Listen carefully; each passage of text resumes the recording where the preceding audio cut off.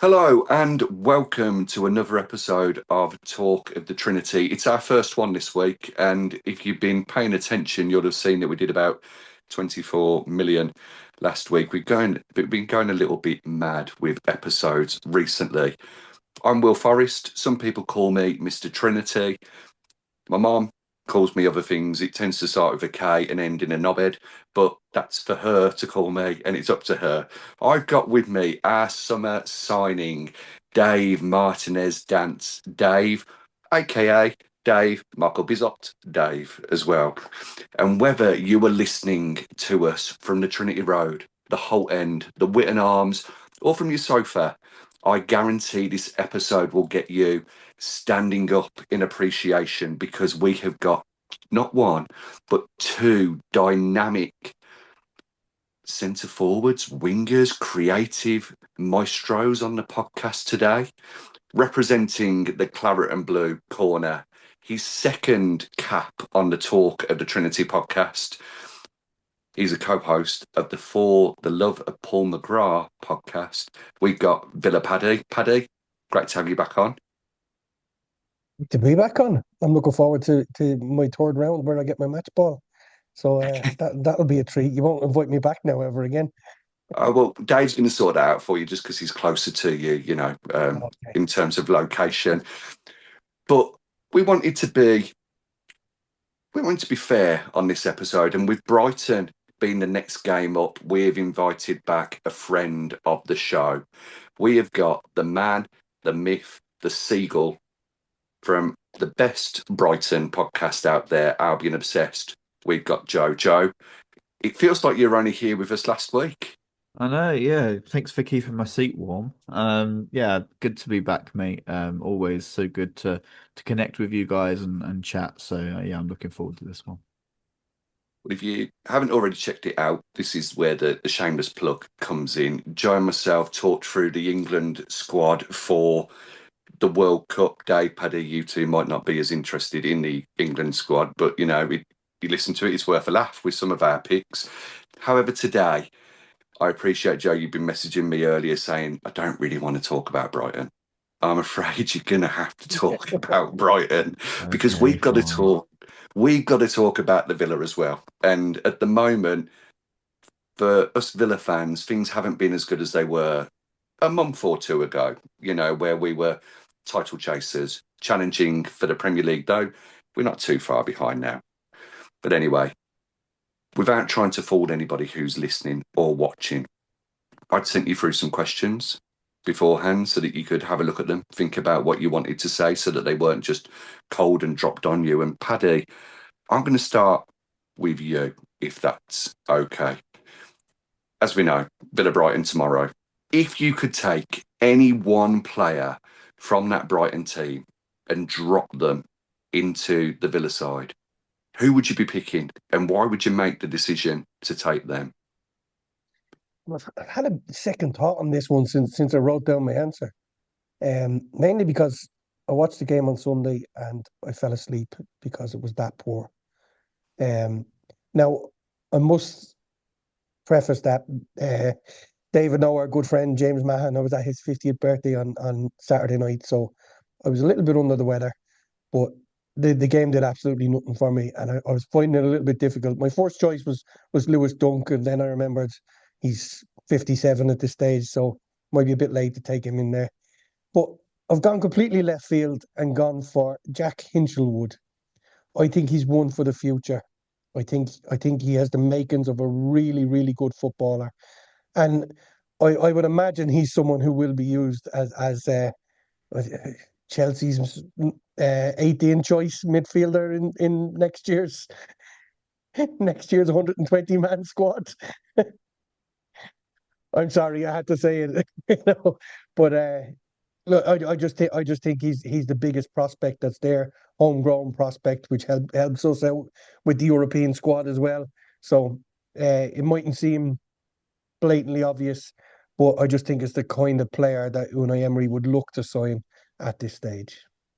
He's one of those players, isn't he, from an outside point of view, who seems to be so comfortable covering so many positions and does it all so well. Recently, he was playing as a striker in some matches as well, and I'm sure he won't go on to join Chelsea. He's probably got a little bit more common sense than that.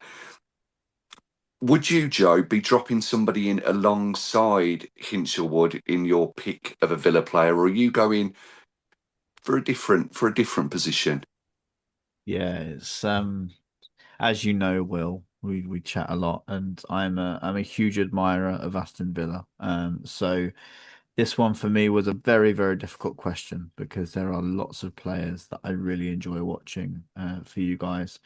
Um, there's obvious choices like Morgan Rogers, Ollie Watkins would solve a lot of issues for us. We would never ever get him in a million years. If Tammy Abraham was available, I don't know why we didn't try. But obviously, if Villa came knocking, it would have been a very different knock to a Brighton knock. Um, so I think I will go for probably another obvious one, but Andre Onana. I absolutely love watching him play football. He is a powerhouse.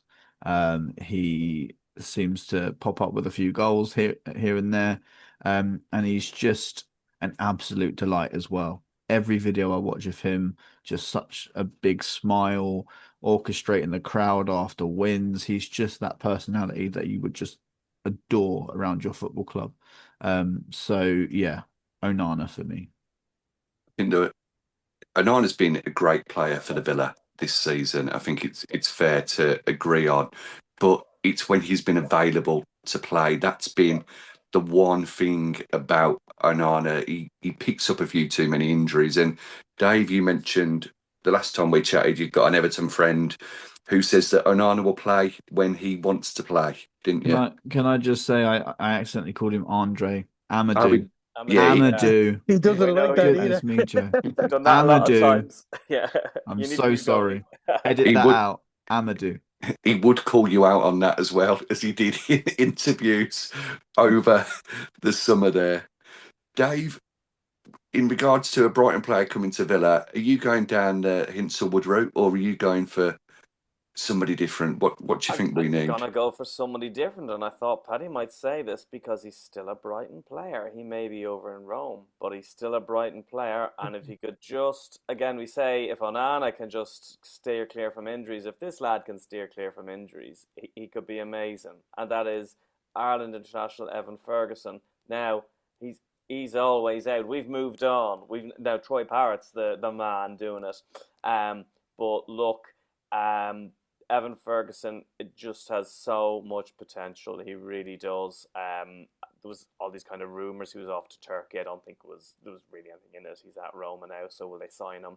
I'm not sure. He hasn't lit the world up there, but Roma, God, they signed so many attacking players, and like Malin, the latest one, Abraham before that, So and Bailey, yeah, the list goes on. But he's a wonder kid.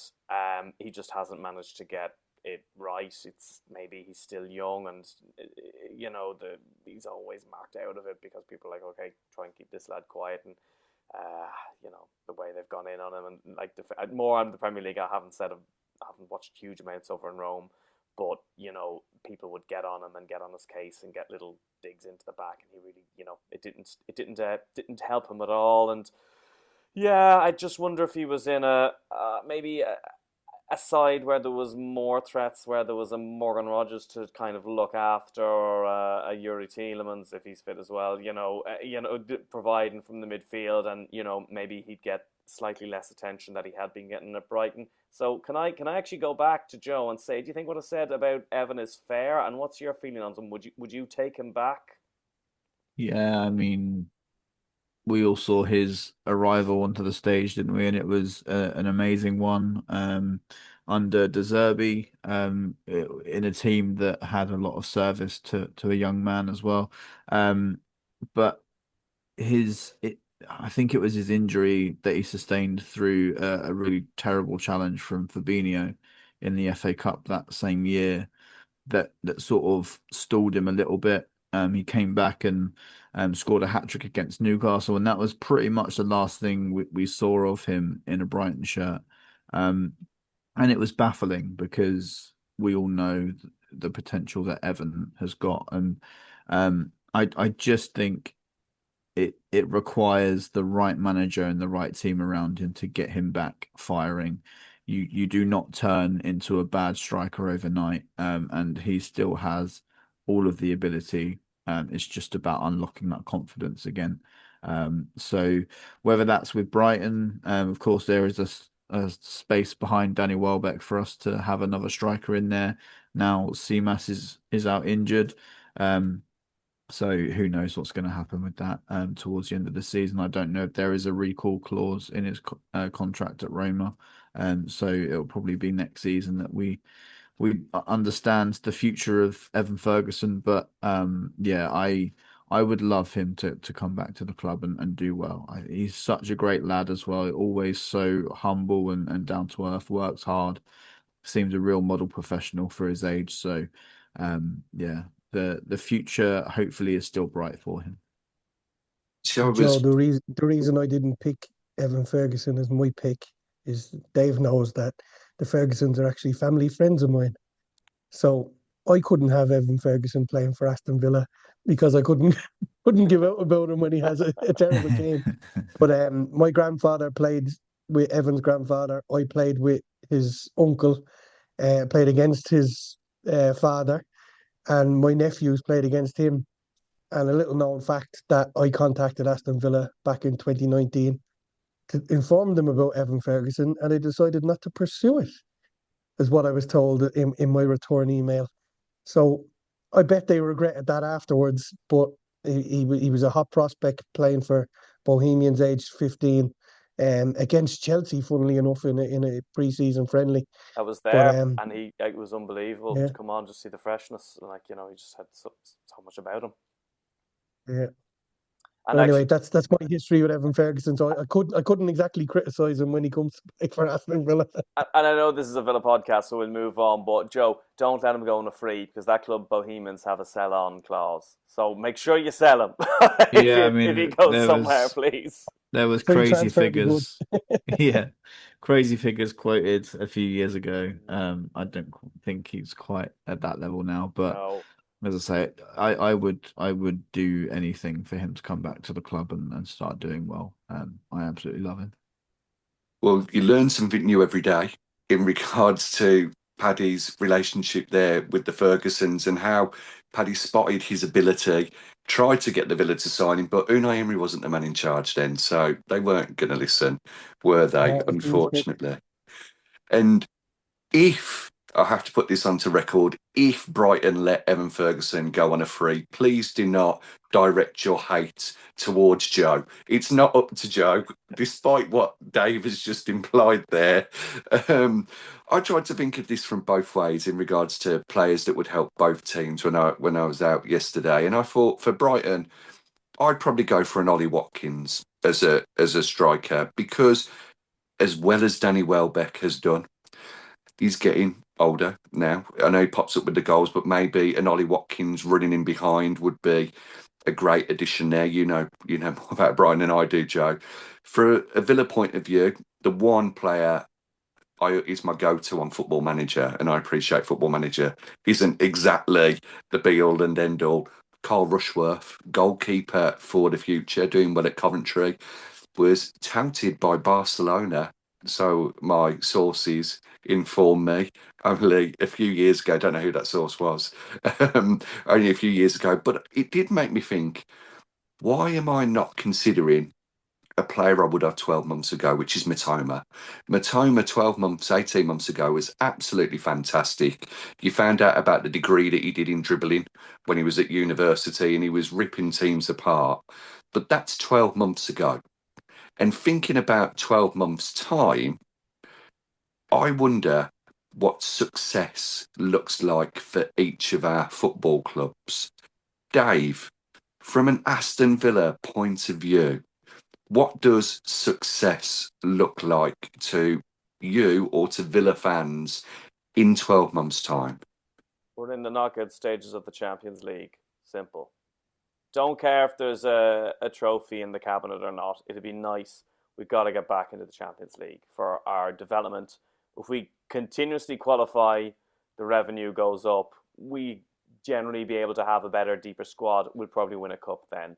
Short term, it's all about the Champions League, and that's, I know Joe doesn't want to talk about Brighton, but that's why tomorrow's game, or you're probably listening to it Wednesday morning when this is out. So tonight's game, it's crucial to get back in winning ways and just to solidify that our position there. So maybe that's the boring one, but oh my god, I loved watching us in the Champions League last year. Never thought I'd see the day. Go back to 2016 and we finish 20th after 3 wins all season. Oh, never thought a decade later we're in the Champions League quarterfinal. That's it for me. Paddy, do you agree with that? Is it the same for you, or is it Champions League providing we win the Europa League this season, or is it a top 4, potentially top 5 finish, or is it something different for you for success? Unfortunately, what they have done to the game that we love means that money is success as much as trophies are at this stage. So for us to be competing at the top table for the next number of years, if we don't have Champions League football, we're going to lose the likes of Morgan Rogers, and that's the sad reality of it. So success for me, like Dave, knockout stages of the Champions League. Hopefully at this stage of the year, next year, we'll have finished high up and not have to play that qualification round in February like we did last year. And I do believe there's a strong possibility that we go and win this Europa League this year. It's not going to be easy. You're at the mercy of injuries, as we know. You're at the mercy of weird UEFA refereeing. So you just never know what way things are going to drop for you. But we have got a really good chance of winning it. I'm not saying we're going to.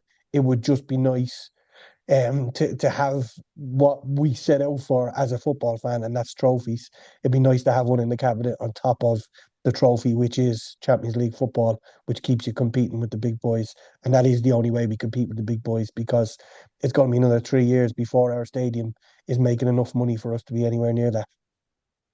Yeah, I think you're spot on. I think both of you are spot on there. It has to be that regular Champions League football so that we can generate the money to be able to pay the bigger wages, to keep those better players coming in, and to eventually then be able to mount a title challenge properly with a better squad than we've got now in the Europa League at the moment. I know we're favourites to win it. I find that quite surprising at times, if I'm honest. I understand it from an Unai Emery point of view. But when you look at some of the other teams in there, like Porto, Lyon, Evan Ferguson's Roma, it's probably not as straightforward as, okay, well, let's get the hotel booked for Besiktas. We'll ask Tammy to show us round the best bars because we're going to be there. Joe, same question for you from a Brighton perspective. How does success look to you in 12 months' time? Because Brighton, you haven't had the greatest of seasons this year. You've been doing fantastically over the last few. You've got into Europe yourselves in recent seasons, but this one, from an outside perspective, seems to be a bit more of a struggle.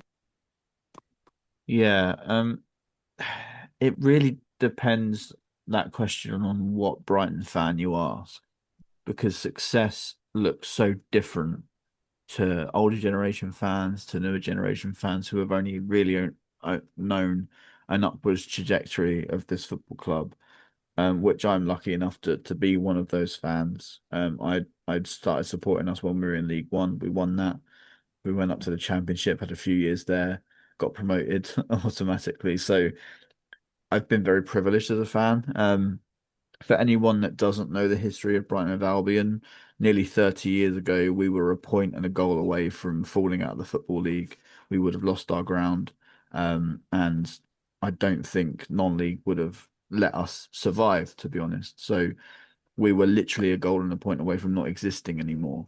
So to be at the point now where we're 9 seasons into Premier League football, we're never really been worried about relegation ever since Chris Hughton left the football club.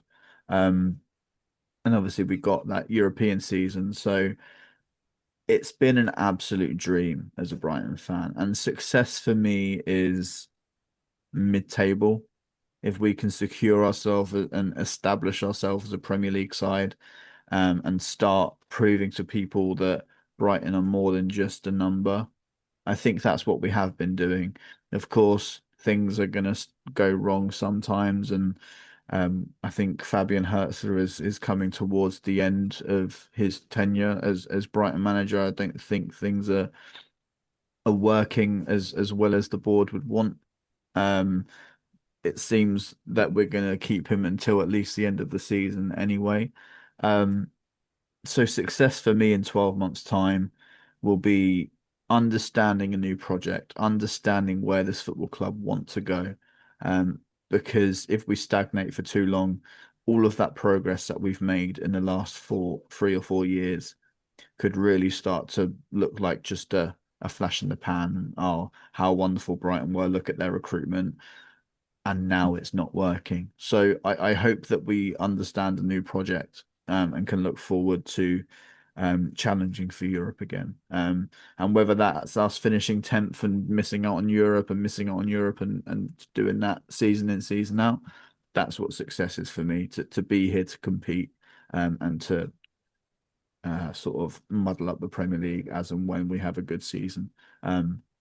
So yeah, a lot of Brighton fans now expect Europe because we got it once, but that is not, we're not entitled to get that. There's so many more teams in this league that are starting to come good again. If you look at the likes of Everton, look at Brentford and how well they've done, we have no God-given right to be challenging for Europe. So I think we just have to be happy with, and a lot of Brighton fans get annoyed at people saying this, but looking at where we've come from and understanding that we are in a very fortunate position, to be the club we are. Of course, that doesn't mean that we can't strive for more. And of course, I want my football club to be in Europe. I absolutely do. But we're going to just enjoy the ride whilst we're here. That's my mentality anyway. And You I are, think of it's fair course, to right say, to go back that far because it is an important part of your history. But you go back 7 years. If we'd have beaten Fulham, we would have been exactly in the same position. We would have been, we'd have gone up to the Premier League with an absolute lunatic running our club, and we just would have fallen in free fall. I've no doubt about that now. That the best thing that happened to our club is losing the playoff final 7 years ago. So, but you're also right to say that you've every right to be in the position you are. You've got a marvelous owner who obviously is very capable of what he's done at every club he's been involved in. You just have to look at what he's done with Hearts this year, the belief that's there. Bringing in a manager that can do a job like that, bringing in a few players. Look what he's done with Union St. Gilwas as well. It's incredible what he has done in the football world, and I truly believe with the right leadership, you would be knocking around Europe year in, year out. Maybe not the Champions League, purely because of the money you need to generate to get there. So I hope that you are part of the Premier League for a very long time because you're a great bunch of fans. You really are. It's a lovely place to go and watch football. Everyone is just so friendly. I got to go last year. I really enjoyed it. It was my first time at the new stadium. I'm old enough to go to that I can say I went to the Goldstone ground back in the day. But I really enjoyed my trip to the stadium, albeit it's probably a little bit too far out of town, but that's neither here nor there. But you deserve all the success you can get. You had your little taste of Europe a few years ago, and for me, they're one of the best run clubs in the Premier League, and long may it continue that you're part of it. Appreciate And, that, yeah. and just in on that, I mean, by way of comparison, you're right to talk about just staying up because, Will, do you remember which city I said got me interested in Villa? Where, well, amongst other things, I went over to visit my grandparents and my aunt and uncle in a place. Can you remember where it was? I'm not even going to pretend that I can remember. I've done that many podcasts recently, Okay, episodes, Dave. fair enough. Well, it was a city in the West Midlands called Hereford. Oh, And yeah, the yeah. local team was Hereford United. And I very much remember that because I believe it was Hereford who were 1-0 up against Brighton. And then Brighton came back to stay up. What happened to Hereford United now? Well, actually, they're gone. okay, they went down and they came up and they went down again, but yeah, they went into extinction, rebranded as Hereford FC. They're in one of these, few tiers down in non-league football. That could have been so easily Brighton. You could. It's these kind of sliding door moments. One goal, and it could be a completely different story. 100%. I think, as you've all said there, with the infrastructure that Brighton have got and Villa have got at the moment, with the owners that we have, that plays a massive part in success or moving towards success. We've seen in the Premier League this season that it's not just about the players that you've got in the squad. Look at Tottenham, great players, doesn't seem to click. Look at Man United and Chelsea recently. They've sorted out their managers and they've managed to click, much to mine, Paddy and Dave's disappointment at the moment. But you have to make sure that you have the right man that the owners trust and that the players trust as well, and that you have your process. And Fabian Hertzler came in as a bit of a maverick from St. Pauli. Lots of tactical videos on how players interchange, move in positions, and they keep their formation fluid. We've got a bit of a maverick as well at the moment in Unai Emery. I think Villa fans would say he's a godlike genius, to be completely honest with you. But Hertzler, Joe, you mentioned that you don't think he'll be there next season. So it answers my question of, do you think he's the one, or do you think he's just the one for right now? If he isn't the one, who do you want to see in that hot seat realistically? It's a really hard question, and that's why I stick by him for now, is because I truly don't know who can come in and do a better job than he can instantly. So I think we would need someone to come in to have a full pre-season, to get to know the squad and to implement their ideas nice and early, like we did with Fabian. He had that time. I've wanted him to succeed so badly. I've had my moments, like for example, when we lost 7-0 to Forest last season, was really hard to take. When we lost 3-1 to Crystal Palace at home last season, um, I had my moments where I wanted him gone because I didn't feel like he was good enough. But then I've also had my moments where I've been eating humble pie and he's shown me that he is a more than competent Premier League manager. So my feelings with him are just all over the place. And after losing to Crystal Palace again on Sunday and hearing the fans' reaction to that loss, it was toxic in that stadium. And I've only ever heard it toxic once, and that was when we had Sami Hyypiä in charge. And he left almost immediately after that game. So yeah, I don't know who I want. But I just think it's Fabian's time to move away, because when things start to get toxic with the fan base, it's very, very hard to claw back. And yeah, there's lots of things going on at Brighton at the moment that just baffle me. Apparently, we accepted a bid for Lewis Dunk in January from Nottingham Forest, and he was left confused by that. So there's just so much unrest right now. So I just want us to get to the end of the season, see what happens with Fabian, and then look to see who will come in. But I couldn't give you a name right now. It seems a little bit confusing, some of those decisions you mentioned about Lewis Dunk. Watching the Hertzler interview, pre-match interview earlier today, he seemed to say, well, I really like Lewis Dunk. We've got a great relationship. We go out for KFC together every Tuesday night. But, it's up to him if he wants to leave. In the opposite dugout, there seems to be a little bit more unity between captain and manager.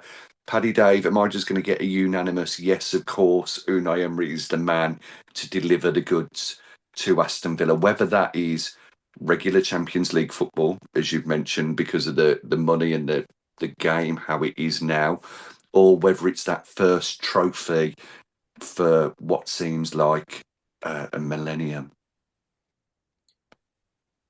Go for it, Okay, Dave. okay, I'll go first. I mean, there is this problem of what on earth happens after Unai Emery. And I was listening to another podcast, and they said, we better do it now, because if we don't win something under Unai in the next few years, we'll never win anything. Which is a bit of a defeatist attitude. It wasn't your podcast, Paddy. It wasn't.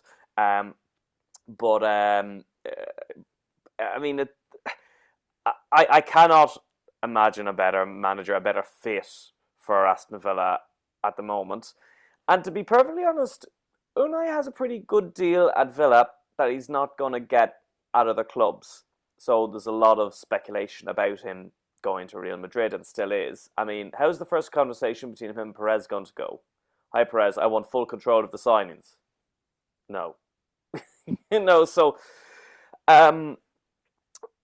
there is a worry of, if he does go, what do we do? Because everything is so, geared towards Emery, and he's so much control. So based on that, it has to be Unai all the way now.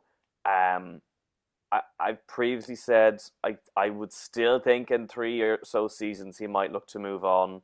He wants to win the Champions League. It'd be an amazing story to do it with Villa, but he does want to succeed ultimately. So for now, it's Unai, and it has to be Unai. Agree, Paddy?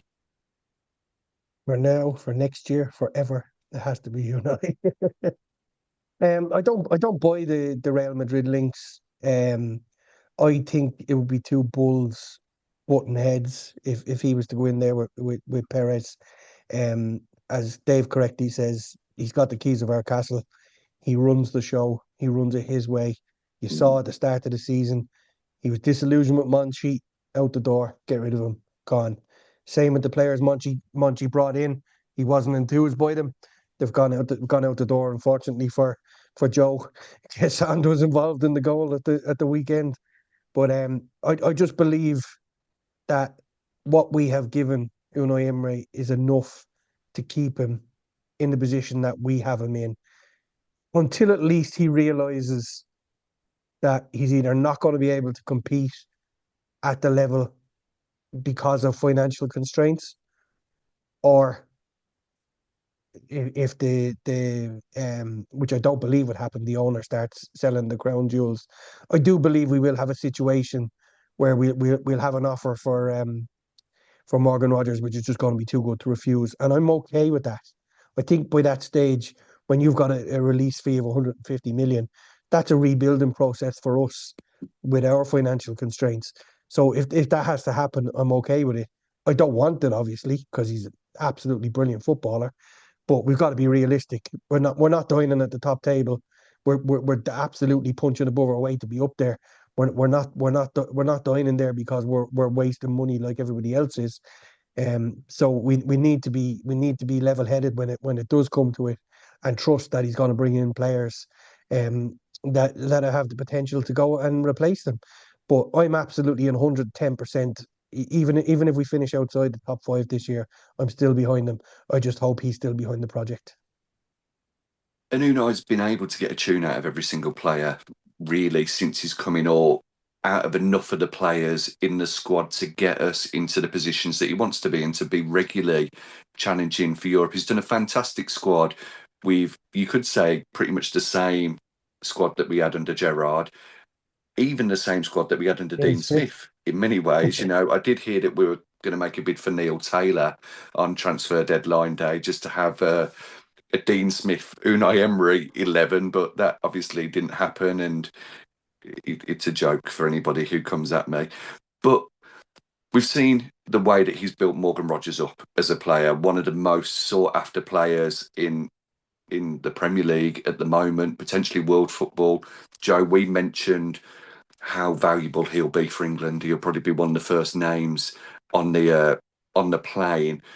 But Paddy, when it comes to players who are underrated at the Villa by fans of other football clubs, is there any one player who you think, how do you not see how quality, how brilliant this player is? Where are your eyes? Well, I think this one might come out a bit out of left field as well, because over the last few years he has had his ups and downs, but I think this year has proved what a player Matty Cash is for our club. he's managed to keep himself fit. He's played absolutely out of his skin against some of the best players in the world, and he should be applauded for what he has done. Um, I think he's the obvious one. You make a case for Buendia, who we thought was going out the door at the start of the season. Um, but other than that, I'd struggle because I think the rest of them have been excellent. To a man. Obviously, we've lost our midfield trio, which has made a huge difference to our team. I think probably John McGinn is probably underrated by some of our competition as well. But I think Matty Cash is the one that stands out for me. He's a phenomenal fullback, and he has grown into a phenomenal fullback, which I wasn't expecting to happen 3 or 4 years ago. So fair play to him. He also likes popping up and scoring goals at home against title challengers as well, scoring against Man City earlier in the season and also against Arsenal. Dave, are you going with Matty Cash also? Are you thinking more along the lines of another player? I know names that could be thrown out there, potentially an Ian Martson. No, he's highly rated in the world of football as a dynamic left back. There's a central midfielder, Boubacar Kamara, who seems to go under most people's radar. Have I hit the nail on the head with who you're thinking, or are you going to go with Emi Martinez as per usual? Well, I mean, maybe he's overrated by people outside the club, and I hope he is when the next transfer window comes up. I know, look, I love Martinez for what he's done, but it's time to go on. I mean, Matty Cash is a great shout. I mean, he was the one I was thinking of, and the reason why I think he's underrated is because he plays international football for Poland, so the English media and Sky don't go mad about him. So, like, I don't know, would you two English lads have a difference of opinion there? But that's what I think. That's why I think the Matty Cash story isn't being told, because he's not one of theirs, so they're not hyping him up as like this amazing right back. He's been terrific this year. He really has. There was when I was for my club in North Dublin, Blanchardstown. It was called Verona, and I was the under 11s most improved player in 96, 97. And I think if there's a most improved player at Villa, I think Matty Cash has to get it. Maybe Buendia as well, but he fits into that category. He's just been so good this season. So I'd have to agree with Paddy. It's Matty Cash. If Matty Cash hadn't realised that he had a Polish grandmother going into this World Cup year, would he have got into the England squad, do you think, as one of the right backs? I don't know, but I think that being the Polish international actually helped his development. And he wouldn't have been playing for England for the last few years. And maybe he just wouldn't be as good as he is now if he was still hanging on for an English cap. So I still think, even though you could make an argument that he's more chance of winning the World Cup with England, I think he has been better off playing for Poland, just in terms of his development. What do you guys think? You did your big England selection. Matty Cash, would you like him to be in the England squad now? Will, do you want to go? Well, I can. I mean, for me, without spoiling it, I picked 3 right backs for the England squad because 2 of them could play in centre mid and 1 could move over to the left. Livramento was one of the choices, versatile fullback, and then James and Alexander Arnold. But Alexander Arnold, Joe and I both said, has had an iffy season, hasn't done brilliantly, but with it being a 26-man squad, he'd probably get in. I'm quite biased, so I probably would be looking at Matty Cash because he's remained fit over the season. The only thing with him is that he likes to get a 5th yellow card around about Christmas so that he gets the festive period off. He's done that the last couple of seasons. I think if he stayed with England, he probably could have broken into that squad at some point, but we wouldn't have the great song that we do for him down the Villa if we were singing about the English cafe. Joe, am I just, is he claret and blue tinted glasses for me? I don't think so. If obviously ifs and buts are a great thing in football, but if he was performing as well as he is now for Villa and he was still registered to play for England, then I think he absolutely would be in the conversation. You're flying high in the Premier League, 3rd at the moment, and he probably is one of the best right backs in the league. So he would 100% be in the conversation. But I agree with you, Dave. I do think that being a Polish international has allowed for the media to back off him a little bit. When he's had his iffy moments, he's not had, all of the really harsh critics that would have come with being touted for an England side. So it's not weighing heavy on him. He's allowed to, you know, flourish under a fantastic manager in Unai Emery, at a fantastic club like Villa, who, you guys, correct me if I'm wrong, but you seem a really good bunch of patient with your players and support them through thick and thin. So, yeah, I think it would have weighed a bit too heavy on him, so he wouldn't be where he is now. I mean, the transformation under Unai Emery has been remarkable for him. What about at Brighton now? Who's your player going under the radar that people don't realise is actually better than credit is given for? Oh, it's a really hard one because they're all rubbish this season.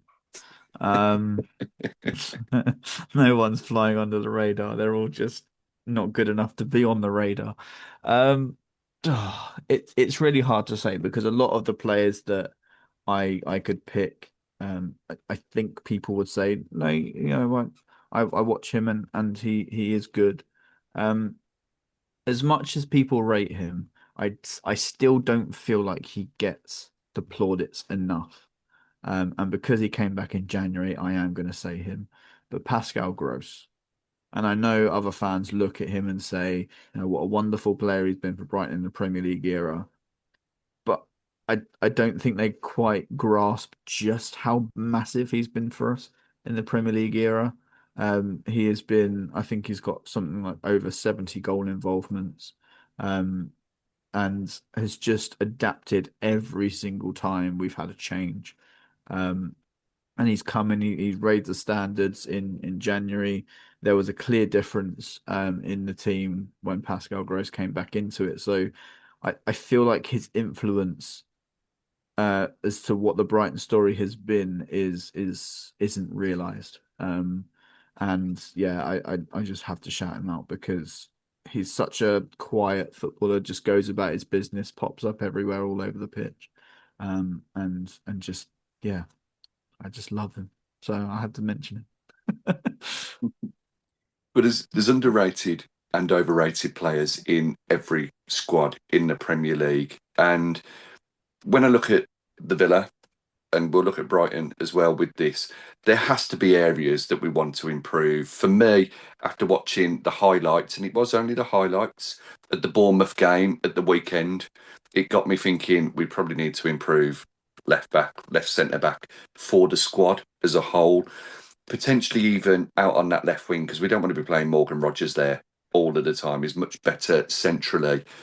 Paddy, if you were Unai Emery in the summer and you were given a checkbook to make a realistic signing to improve the squad, who is it that you're enticing to come and wear the claret and blue and hear that famous Holt End roar? You see, I'm not even sure it's a question of who. It's very, very difficult when you have a situation where we don't know who we're going to have to sell. We don't know where we're going to have to invest. I fear that it's probably going to be a goalkeeper. I believe we're going to have to buy a goalkeeper, whether that's a backup goalkeeper or a first choice goalkeeper. I truly believe when we signed Marco Bizot, we signed him as a first choice goalkeeper because we were sure that Emi Martinez was gone. That's my opinion. I've nothing to go on that. Nobody has told me anything to the contrary or if that was correct. But that's just my opinion. He was brought in to be number one, and maybe he will be our number one next year if Emi Martinez is to go. And I do believe that is probably the last chance we have to make any cash out of Emi Martinez. So it probably will be that one that we bring in. So to answer your question, that's the one where we have to get right. But it's probably a number two that needs to come in. I think we're all in the belief with a run of games, and we've seen him get a couple of games where he's looked really, really good, Marco Bizot. He's probably been our best signing of the season. because when we've needed him, he's been there. But it's a difficult one. But to bring in, and it's going to be a strange left field shout that I bring in here, but bring back Sinisalo from Celtic as number 2 because I think there's a great future for him. But Celtic might have other ideas if Schmeichel does retire or move on at the end of the season, or whatever manager comes in chooses. I think Silasalo is the best goalkeeper at Celtic at the moment, and he's gone and managed to carve out that career for himself. And he's someone that we might bring in cheaply. But I know that's probably not the fluffy option that people were looking for when I'm going to answer this question.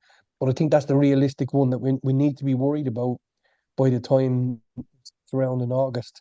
That if we've got that goalkeeper situation nailed down, I think everything else will fall into place.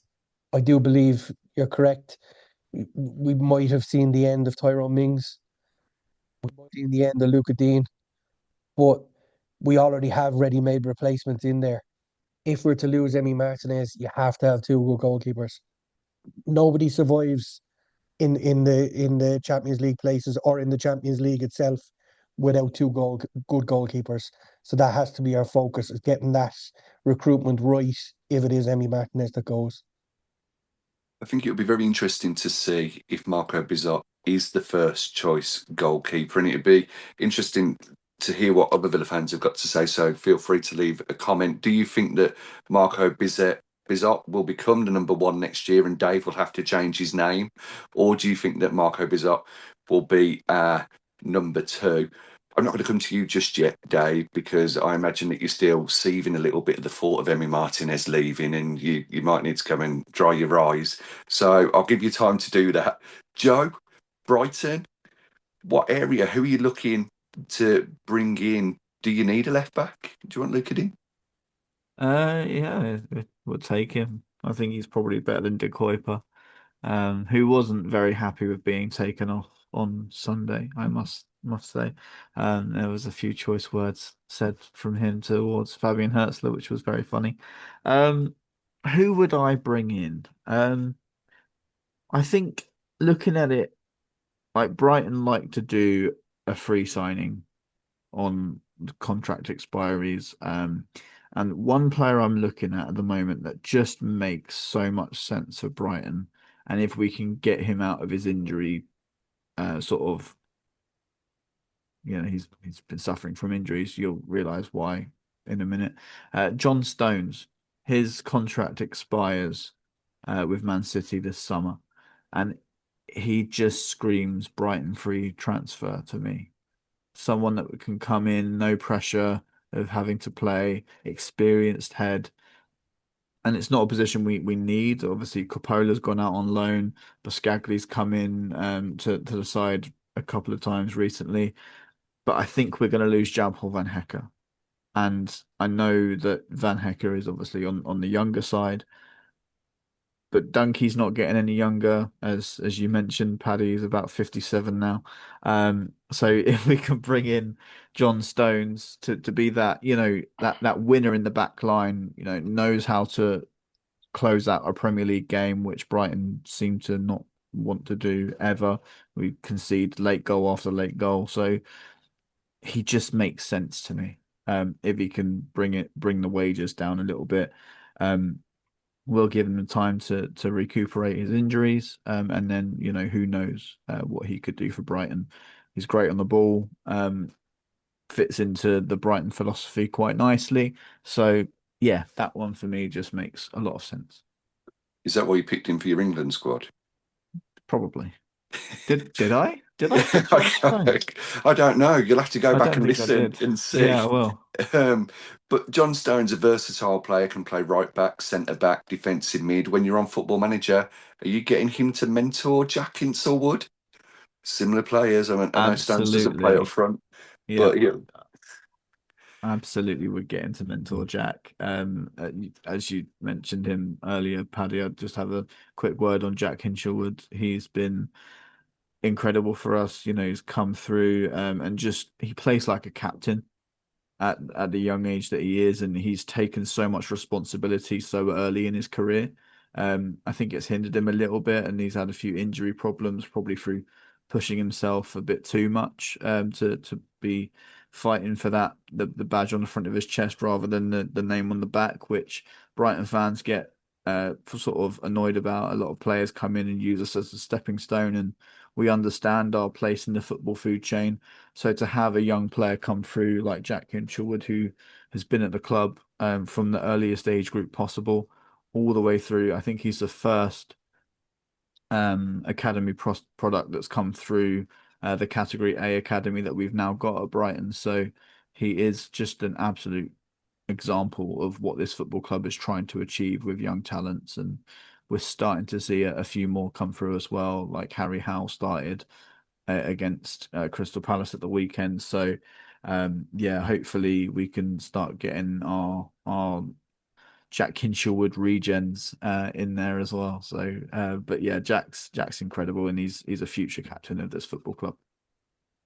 Well, we've got Jack Hinchelwood, who's now on Paddy's email subject line to send through to the Villa for Unai to have a look at. Just make sure you spell that surname correct, because I wouldn't know how to spell it. My sources tell me, my sources are my right eye and my left eye, that Dave has stopped crying over the comments earlier about Emi Martinez. Dave, you ready to contribute and tell us where you're going to improve the Aston Villa squad? I thought I might actually pivot, and I have a suggestion to improve the Brighton squad. So you don't need your John Stones. There's a player you could sign. He's young, ambitious, successful in under-21s. Lots of clubs want him, and his value is decreasing by the week. Would you take Harvey Elliott? I would have snapped your hand off for Harvey Elliott in the summer. Now, no, you're good. Okay. Fair enough. Fine. Look, I'll make this short and sweet because this is an entire episode in itself, and we'll maybe get Paddy back in to discuss this. But I have actually been watching a lot of the games, most of them this season, and it does appear to me that Ollie Watkins is running less. He is not making all the runs he used to. There's something there. Does he need surgery? What's happening? There's just something. I just think he, like, stating the obvious, he hasn't been at the level. The goals haven't been there, but I know people say his work rate is excellent. Yeah, it is, but he just seems to be a bit off the pace. So what's going on? And do we need to give him an extended period out? I don't know what's happening. Do we actually have the replacement for him in the squad now in the form of Tammy Abraham, and it'll just take him a while to develop into the system? Is that actually what Unai wanted by bringing in Tammy? So maybe the replacement is there, but the question was the area of the squad, and I think we need to look at what's happening in our attack, and I just think we need to do something, because we're not going to win the Champions League if we can't score. We're not going to keep getting away with all these shots from outside the box. We're just not. Well, when you look at our goals scored this season, they are spread out quite a bit. I mean, Donyell Marlon got quite a few of them, didn't he? And Morgan Rogers is our top goal scorer in the Premier League at the moment as well, which fortunately only adds to his value. But we want to try and defer eyes away from him.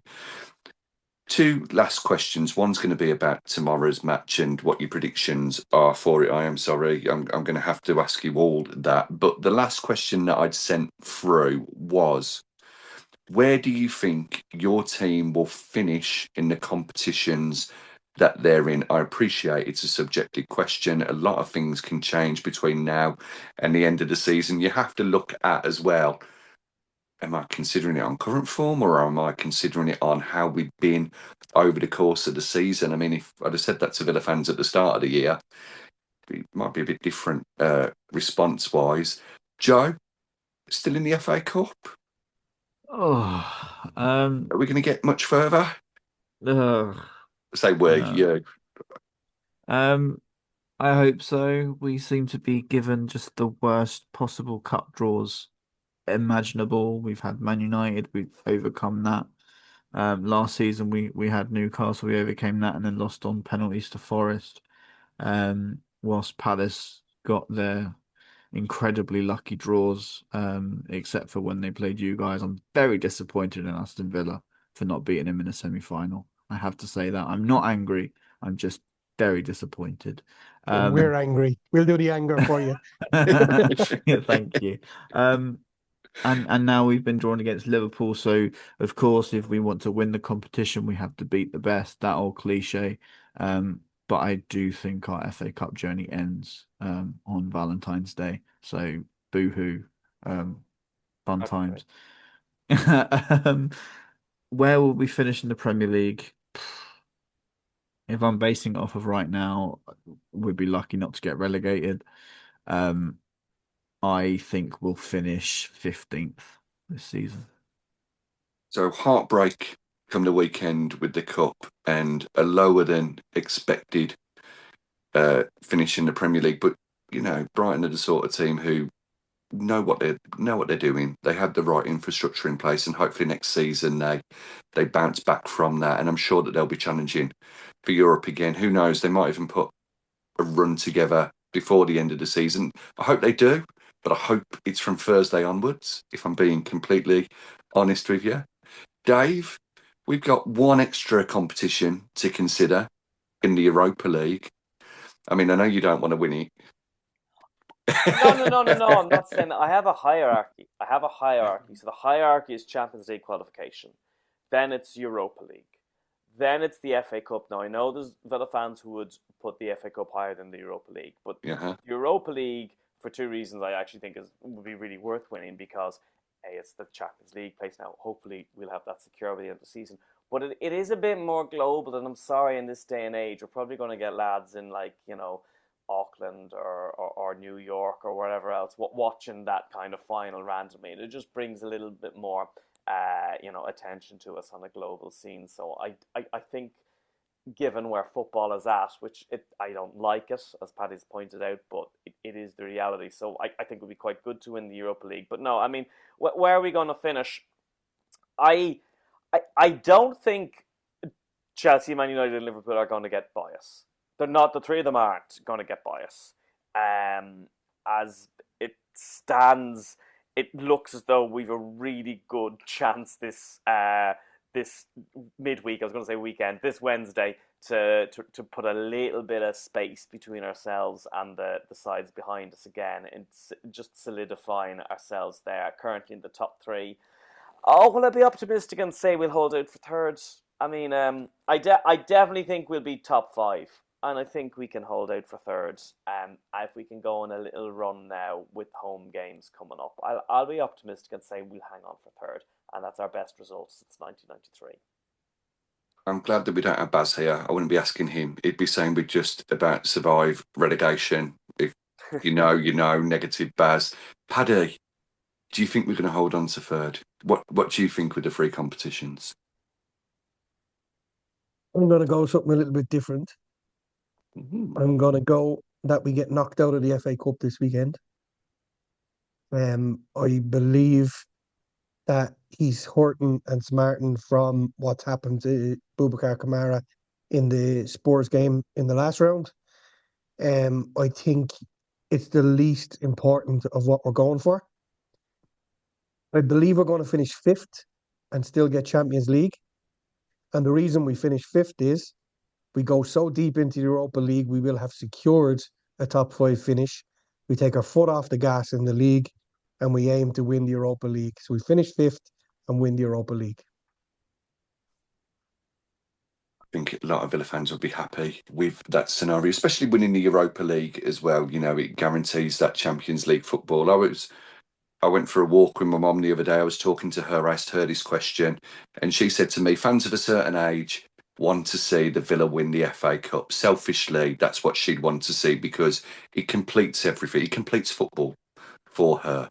I said, Mum, I don't agree. I think we're going to win it all. We're going to win the Premier League, we're going to win the FA Cup, we're going to win the Europa League, and we're going to cash in our money in the bank and win the Carabao Cup as well.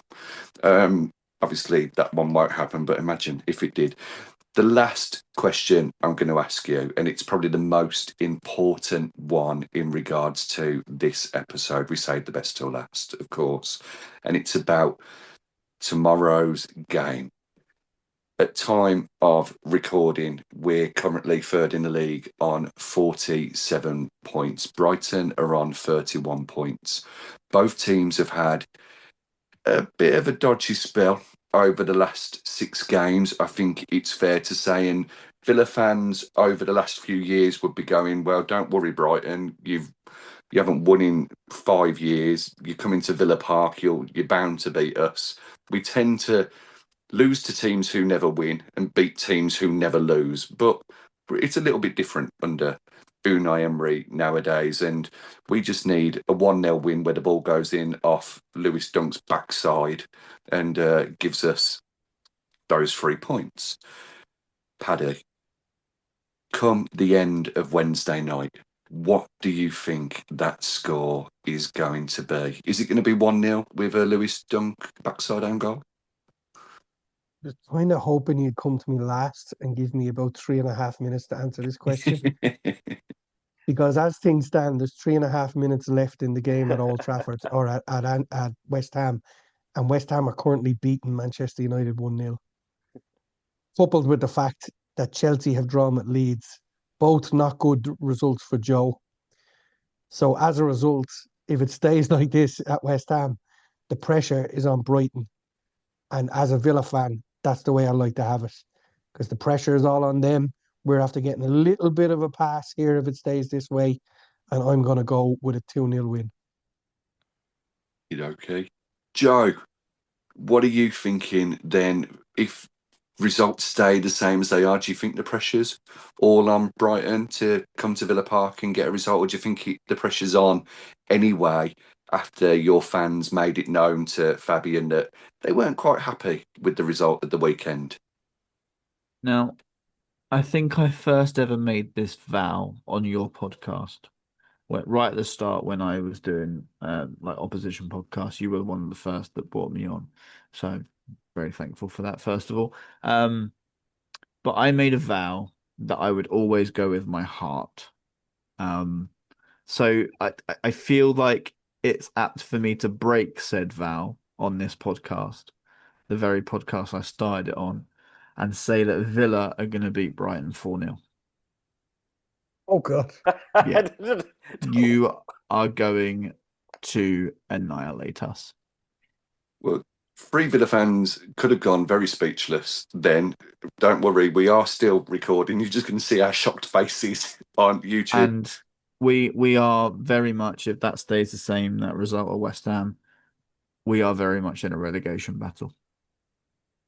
You are, because Leeds, now we've got Leeds coming up. Leeds have been really good since they narrowly lost to us. We came back to Morgan Rogers goals. I think they put up a very good battling performance against Man City but lost. But since then, they've been really good.